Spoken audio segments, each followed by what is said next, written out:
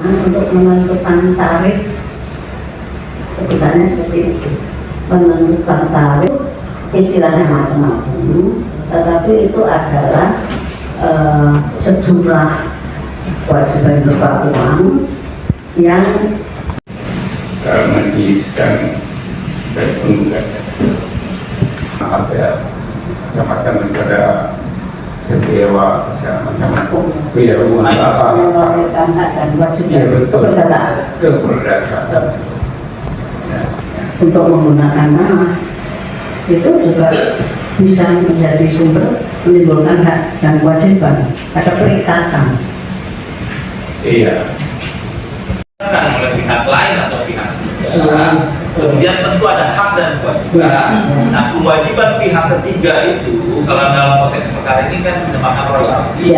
Kalau dari sisi hukum agraria apa namanya? Kalau dilihat dari sejarahnya, dari PMA 95 ya, Kongres itu Menteri Agraria ya, itu memang ada di pasal 6 ya. Apa sih kewenangan pemegang HPL itu? P695 965 itu yang konversi tanah hak beli tadi bisa menjadi hak atau hak.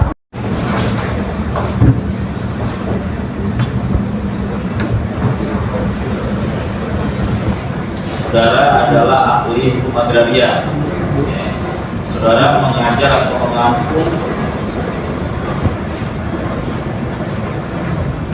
Jadi poin lah, jangan melebar ke sana kemari. Ini kan beliau menerangkan terkait HPL, AGB, gitu ya? Ya, yang mulia.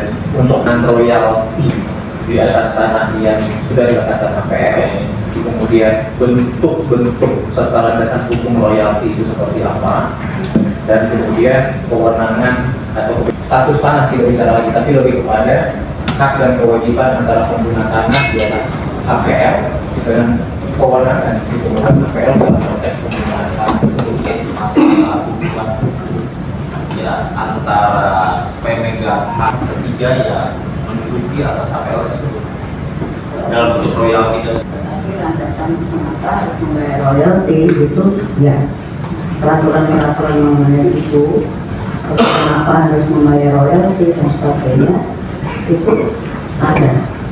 Mengapa orang yang menggunakan tanah yang bukan miliknya sendiri, dalam hal ini tanah HPL, tanah yang dikuasai negara sudah dibebani dengan HPL, itu ada landasan hukumnya. yang sudah murni ya. Bukan. Tapi memang dari hukum agraria juga. Saksi penggugat ada.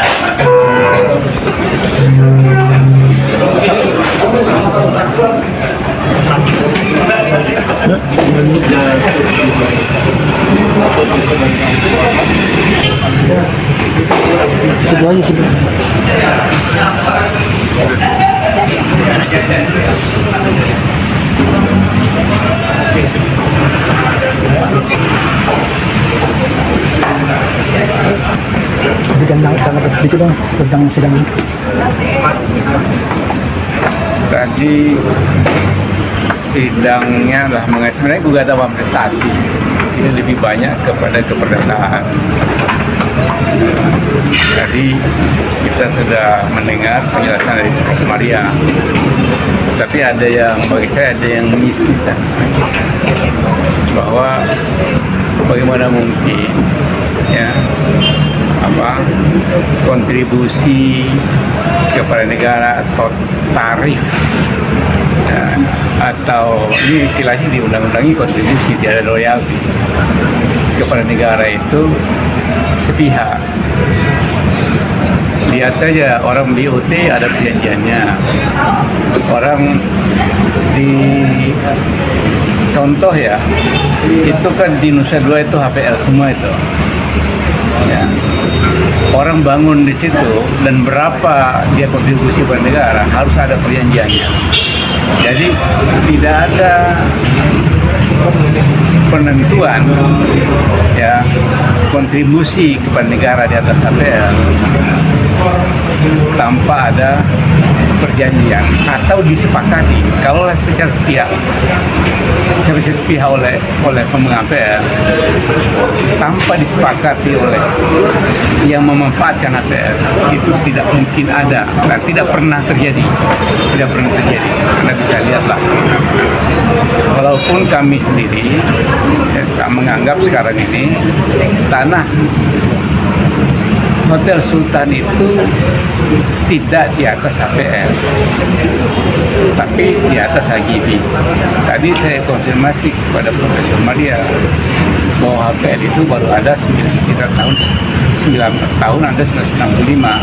Tahun 1991 HGB diberikan kepada PT Indobilco, tidak di atas HPL. Itu clear dalam SK HGB itu tanah yang dikuasai langsung oleh negara, tidak ada HPL.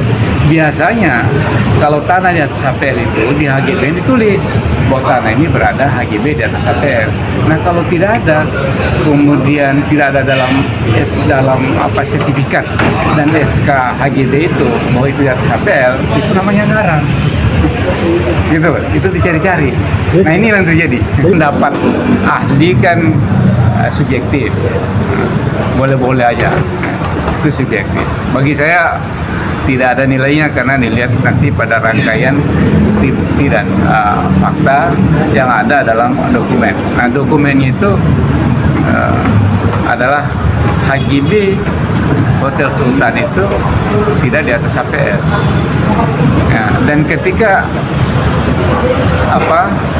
HPL itu sendiri Hotel Sultan Seknek itu baru ada 1989, SK-nya ada. Ya, itu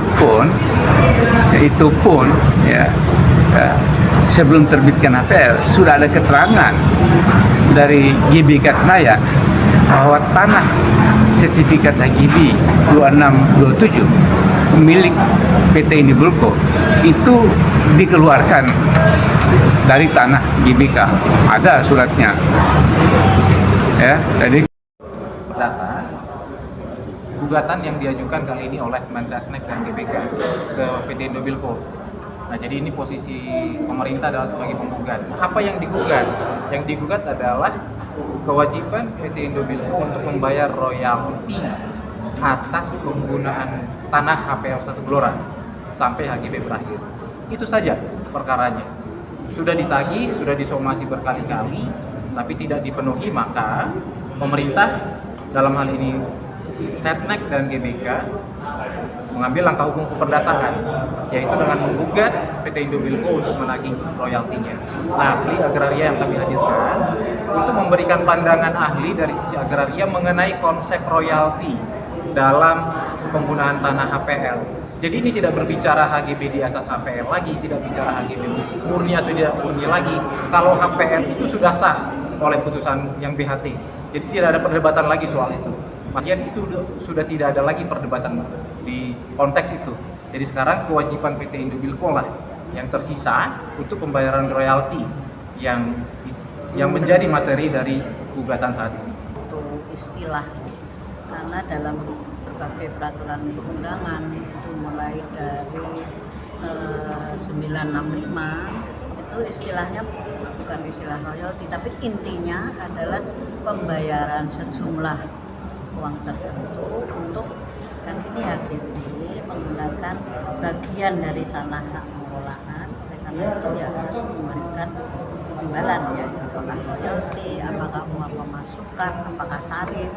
Kalau peraturan yang terbaru PP 18/2021 itu istilahnya adalah menentukan tarif dan atau uang pemasukan. Jadi kewajiban itu ada, karena kan bukan menggunakan tanah yang nilainya sendiri. Indobilco itu sudah membayarkan royalti dari tahun 71 ketika memperoleh izin untuk menggunakan tanahnya, yang kemudian diikuti dengan penerbitan HGB-nya tahun 72 ya.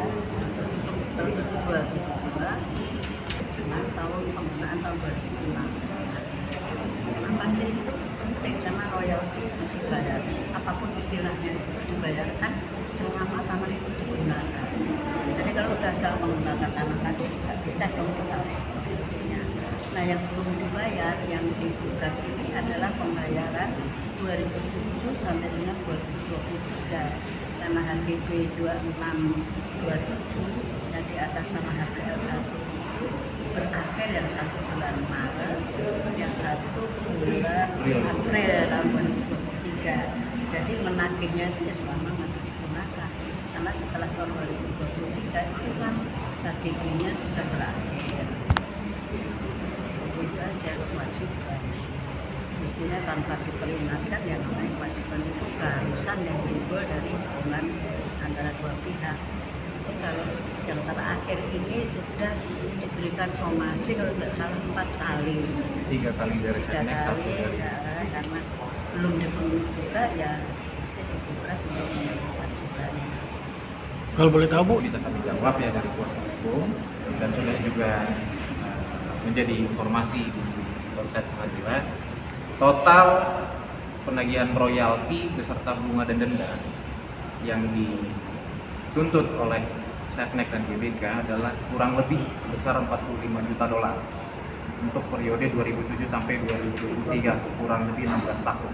Dan seperti yang sudah kami hadirkan juga di persidangan, dengan mengedepankan prinsip kehati-hatian, Kementerian Sekretaris Negara dan GBK dalam rangka menghitung royalti tersebut menunjuk atau meminta bantuan dari BPKP untuk menghitung dengan tarif dan perhitungan yang mereka lakukan sesuai dengan kompetensinya, disertai dengan landasan-landasan hukum dan fakta-fakta yang sudah ada sebelumnya, sehingga BPKP juga sudah menjadi saksi di persidangan. Jadi itu yang kami perjuangkan, Sesnek dan BPK GBK, royalti, dan dalam menghitung itu melibatkan BPKP dan kemudian pembuktiannya juga melibatkan ahli, salah satunya Pak Maria dari sisi agraria. Demikian.